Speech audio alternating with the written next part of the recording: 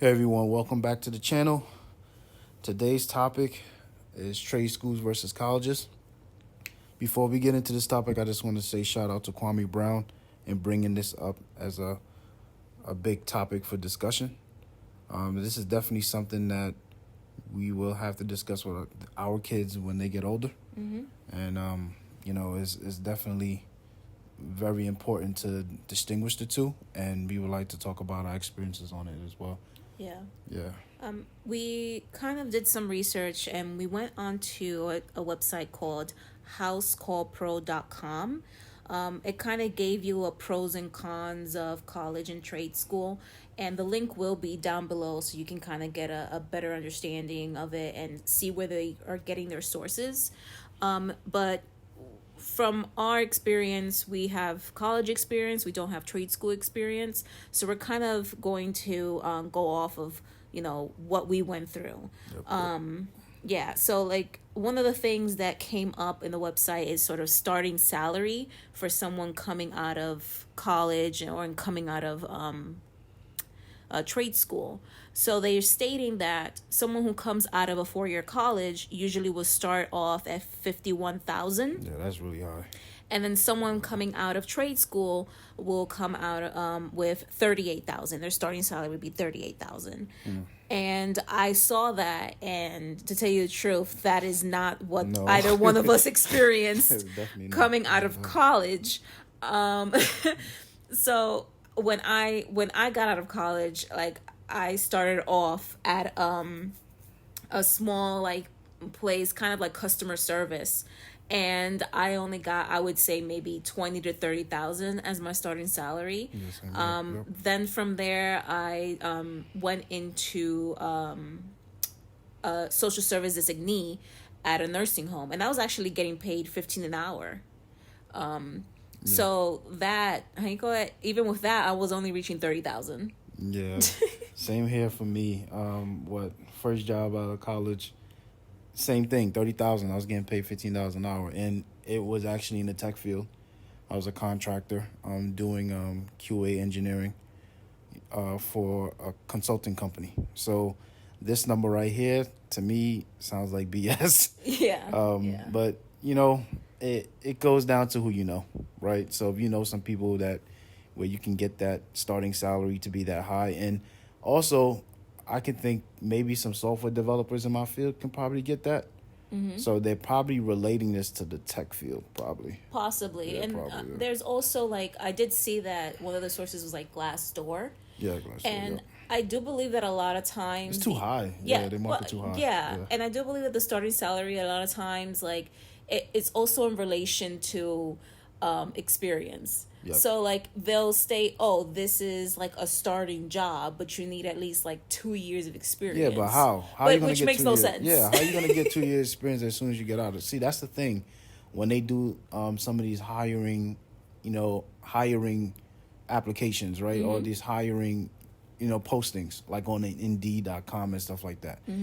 They're looking for someone on an entry level, but they ask for 2 years experience. I never understood that. But Exactly. Then again, yeah, I'm getting off topic, but that doesn't make any sense.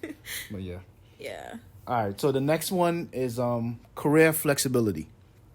So from what housecallpro.com is saying is, okay, with career flexibility, when someone goes to an undergrad for 4 years, for example, me, I got my undergrad degree in geology, right? And when I graduated from school, I was actually looking for geology field tech, positions where I could go out in the field and do research and stuff like that. Yeah. And unfortunately, that didn't work out. So I ended up applying for tech jobs.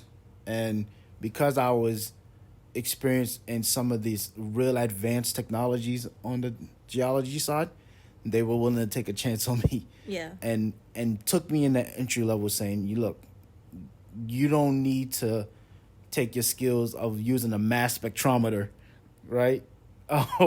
From a geology lab and apply it to this job here as a QA, engineer. Yeah. Right? It's going to be a lot simpler than using a mass spec is what they were saying. So they was like, you know what, you're hired. Because of the the complexity of what I was doing in geology already, they took that chance on me. Yeah, So I mean, and the courses that you took other than the ones that were related to geology, because you yeah, took computer I skills. took a few. Yeah, I did. Yeah. I actually did took a few computer science courses in Yeah. school just to dibble and dabble a little bit because I was interested in it. I mean, it caught my interest. Yeah. So yeah, and I think that also helped too is the fact that I had some type of exposure on the college level to get in, which helped out. Yeah. I mean, and it makes sense that, the website is stating only 27% of college grads have a job that's related to their field. Yeah. Because it's very difficult, and a lot of times when you go to these colleges, a lot of times you have to go to grad school. I mean, I double majored in psychology and religious studies. Like, what in the world am I going to do with that? I have to go to grad school to do something with that. But unfortunately, grad school is expensive, and the school that we went to was expensive. Very, yeah. So it wasn't something that I could do. You understand? It wasn't something that I could just like, oh yeah, now I'm gonna go to grad school because I'm gonna just throw more debt on myself.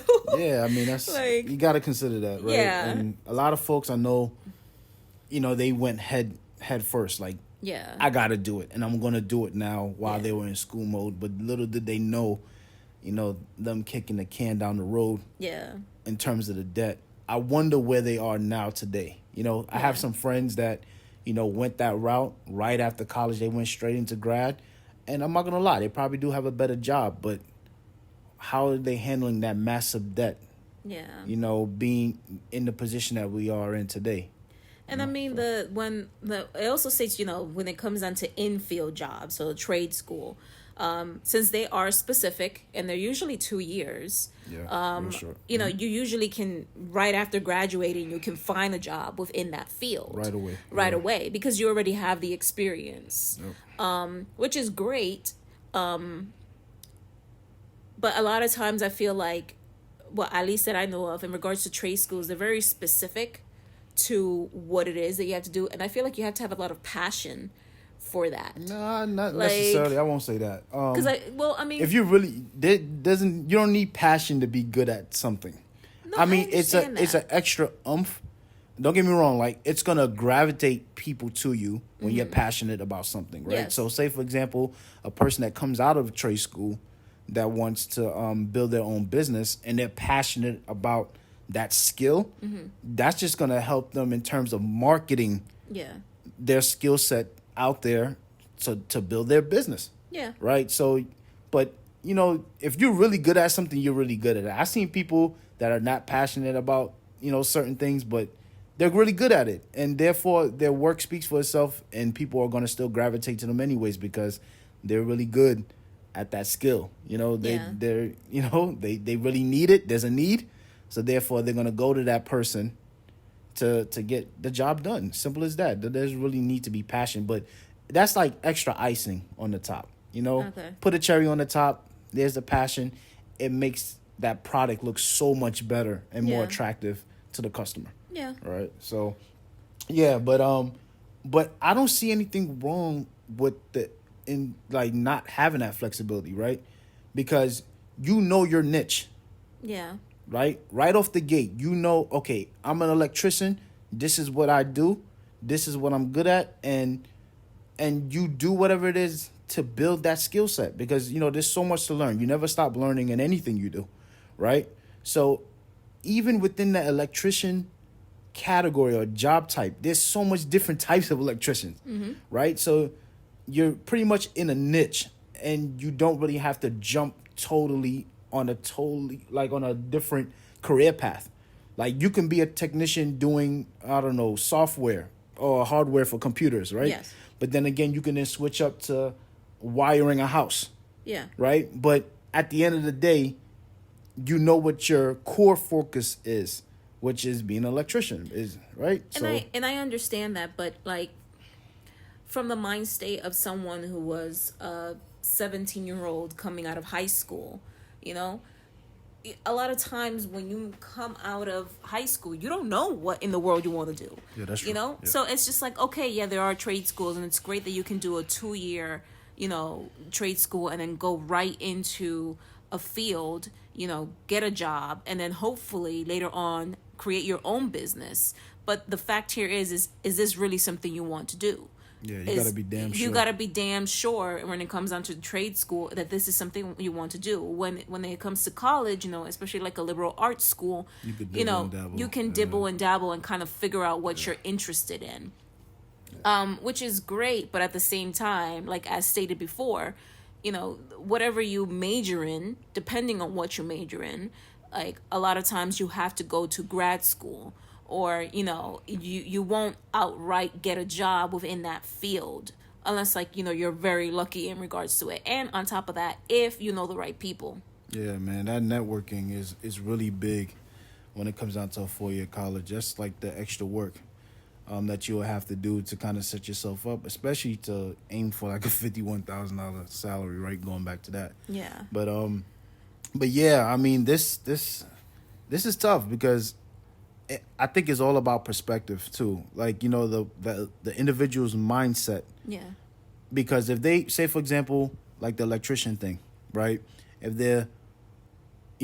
there's a student out there who gets out of high school and they already have, other electricians around them, like maybe their dad was an electrician or their uncle was, and that stuff has been passed down. Mm-hmm. So it's already in their family bloodline to do that kind of work.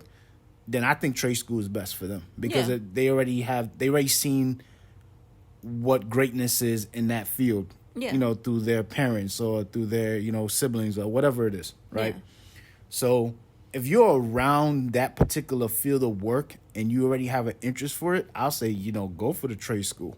Yeah. But for folks like, me and you, we didn't really know what we wanted to do. Exactly. Yeah. Right? So that 4-year college where you got the first 2 years to figure out what it is that you want to do is also important as well, too. So it's tough. It depends on the person's situation, what they want to do. But if you're a person that is business minded and you want to get out there in the world and build a business quickly, and you already have a skill set that you want to obtain, go for the trade school because that's the fastest path with the less amount of debt, which is something that I want to roll over to you and speak about because, that debt, man, oh my God. It makes you regret it, man. Yeah. I mean, you go through that whole 4-year college and then you get the debt bill at the end. And it's like, I did. What the hell did I do?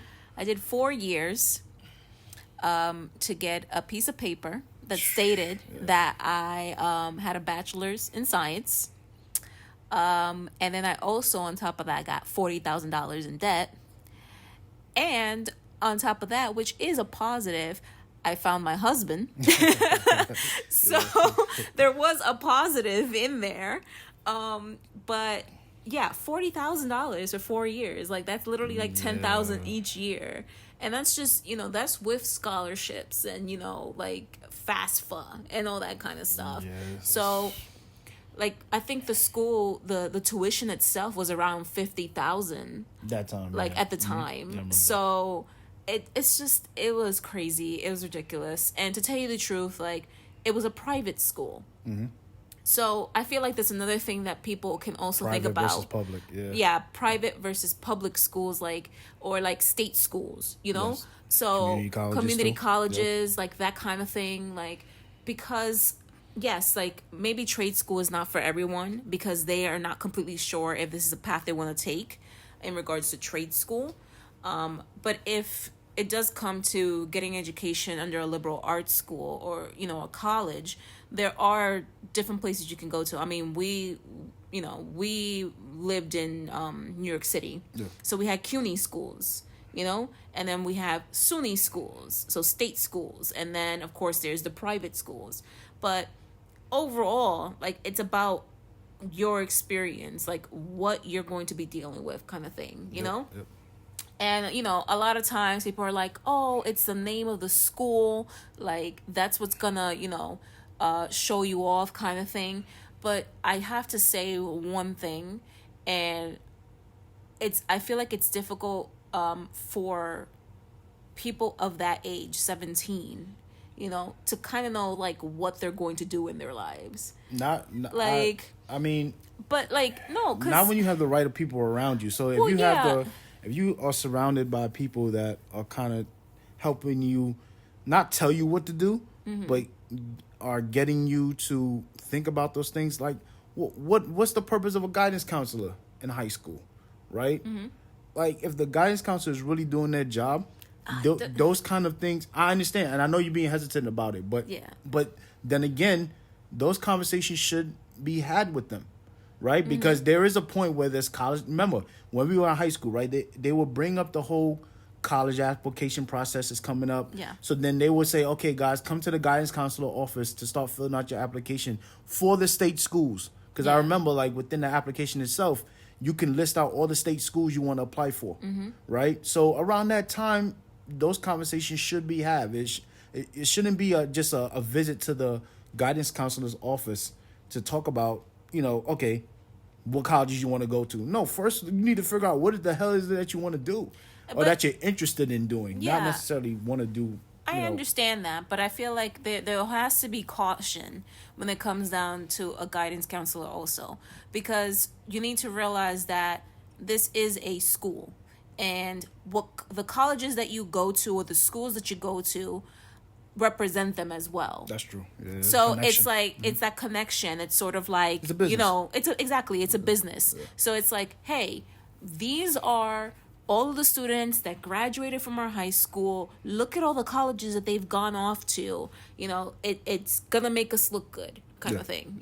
So I feel like there's that hesitation, because I fell for that. Yeah. Like, I felt like I should have probably gone to a SUNY school. It would have cost me a lot less. But instead they kept putting the whole private school is the best thing that could happen to you, kind of thing. Yeah.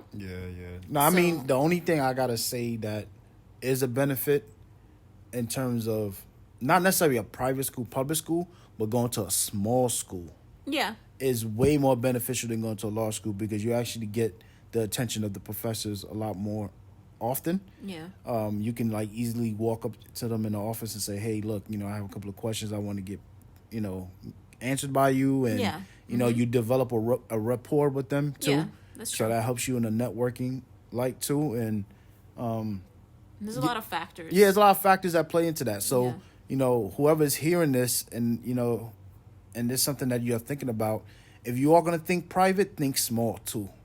Right? Don't think of a large private university where you're just a number and the professor, has like 500 students in the class. And then they probably have like a 10 lecture hall. And they have like 10 TAs and nobody knows each other, and that's crazy, man. And I don't wish that on anybody. To go through that experience of being in the classroom when there's so many students and nobody really cares about you. Like, I'd rather you go to a small school where I had a class that had like 3 people. Yeah, I had one that like 4 people. And the thing is, it forces you to be engaged. And you learn so much in those conversations. Sometimes it felt like, class was like happening over a cup of coffee. Yes. Like, you could easily go to like a diner or something with the professor and y'all talk about the readings and you wouldn't even realize that you just had class. Exactly. So I highly encourage that as well too, so, but back to the debt thing, it's just that, when you walk out of that school, you got that paper in your hand and you're done. But then when that bill comes in, it's so deflating, and especially when you don't have a job. Exactly. And then looking at the averages here, right? The average debt between college and trade school, $32,731 for average debt for college, 4-year college, and then $10,000 average debt for trade school. I mean, look, the trade school is way more attractive, right? And you're only doing 2 years of school. So think about it. 2 years of school. You then go out and you're working, right? You're probably doing an apprenticeship program, or probably don't even have to do that because you're already learning the work itself in trade school. Like, you're hands-on doing the work in the school itself. So therefore, you probably don't have to do that apprenticeship. So then you go and jump in, you work right away, and within maybe under 5 years, you're done with that $10,000 debt. Yeah. And then you're done with school. Yeah. you're done. But 32,000, think about it. Like we're still trying to pay down yours right now. Yeah. You know, and that's crazy, man. So I mean, there's a lot of pros and cons in regards to trade school and college. yeah, You know, and even within college, there's like, you know, there's different levels. Like I said, like CUNY, SUNY, you know, like private. So it's kind of it's a difficult decision to make, and I feel like it's a decision that, you know, as parents you have to have with your kids, because I was completely lost. I was a first generation, you know, going to college. I was completely lost. I didn't have anyone in the family that could help me make those decisions. And in regards to money, I was the one that had to take care of that. You know, like, I used my mother's income information for FAFSA, but she wasn't the one that filled it out. I did, you know, and then I did it every year. Like, so it's just like, these are the things that, you know, that you have to learn. And I feel like one idea, something that I felt like maybe I should have done, or that many people can do, is take a year off. I mean, because this is a tough one. The reason why I'm saying that is because is for this reason. Like, I went to a private school, you know, and I had no money. So for someone to be able to take a year after high school to go and work, whether it be, you know, at McDonald's or something, or, you know, at any kind of store, fast food, whatever it is, you're still living with your parents, hopefully. I mean, depending on your situation, you're still living with your parents. You know, don't have to pay rent, don't have to pay for anything. You save that money up, you know, and with that money, and during that time, you can do as much research as you can in regards to what you think you might be interested in and what school would be best for you. Because I feel like a senior year, you going and doing everything that you need to do to finish the year, and then on top of that, having the stress of trying to figure out what kind of schools you need to go to, and then also probably working, because I used to work also in my senior year of high school. So I feel like taking that pressure off of school for a year and just working and kind of doing the research that you need is a positive, especially if, you know, you don't have to pay for like utilities and rent and all that kind of stuff. I mean, that's just my thought process. I'm not saying it's going to work for everyone. Yeah. No, I mean, you bring up a good point. I mean, that depends on the individual. But a lot of cases, though, what I've seen, and that's the very situation you just brought up, a lot of folks don't go back. Yeah. Right? Yeah. Because once they get that first check in their hand, and then the second, and then the third, and then the fourth, they just keep on working. And they don't think about school maybe until maybe 2 or 3 years later, like, man, I got to go back. Yeah. But you're already out of school mode, and it's going to be hard to get back in. So my thing is, if you're already in school mode, go. Don't stop. You already graduated from high school. Mm-hmm. All you're doing is, okay, you take your little break, your summer break.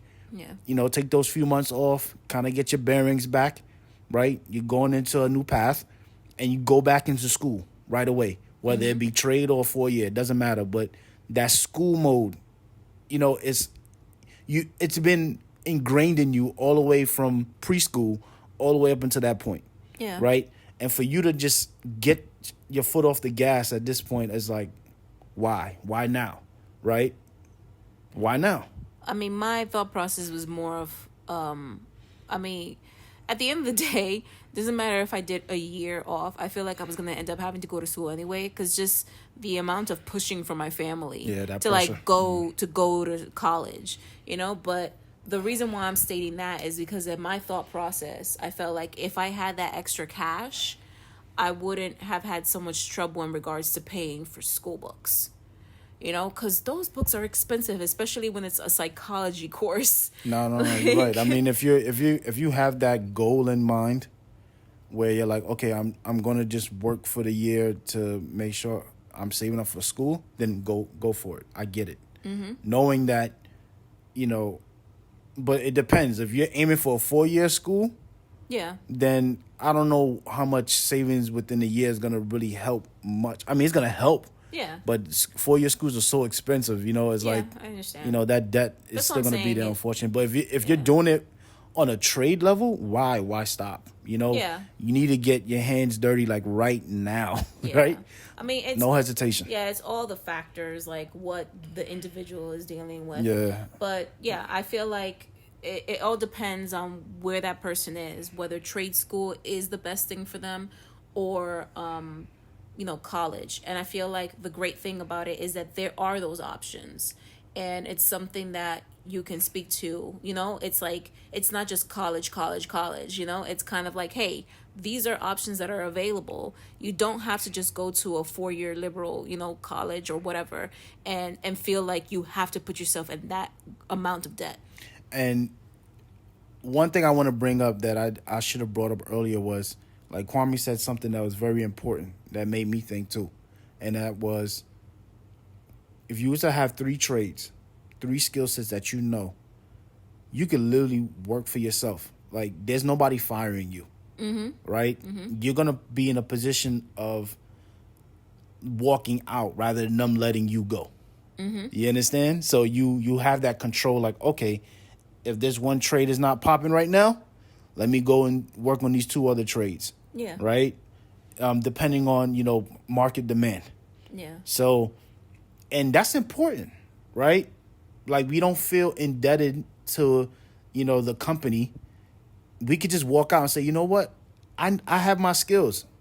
I can build a business on my own and go out there and build my own business and do what it is that I want to do. Yeah, you're right. Like, it's not about them. It's not about you being worried every day going into the office like, man, they're going to let me go because of job cuts. Because at the end of the day, it could come down to a situation where you're doing a great job and they still let you go. Yeah. Just because of numbers. That's true. It's not necessarily about what you do. It's just about the bottom line, the numbers. Maybe they feel like they're paying you too much and they're just going to cut you off and get another you within the next 3-4 weeks. Yeah. Right? So getting 3 trades, like, that's so important, right? Because now you could just work for yourself and you build your own and you don't have to depend on nobody. I agree. Right? Yeah. So, yeah, this was great, man. This was a great conversation. Yeah. I mean, yeah. My thought process is, it's based off the person and Yeah, what definitely. they feel like they need to do. And I mean, if there's anyone listening and you have a different experience in regards to going to college or even to trade school, or if you did something completely different, please comment below. Share your story with us. We would like to hear about it. And see if there's maybe a different idea. I know there's some people that make the decision of like starting somewhere, like at the lowest position and then kind of working themselves up. That too. That kind of thing. Yeah. So, there's different ways. So, I mean, we would like to hear your stories, and I think it'd be great if you share them with us. Yeah. All right. Thank you guys for listening, and see you guys on the next one. Yes, please. Thank you. And please comment below, subscribe if you can, and give a like. All right. Thank you. Bye. Bye.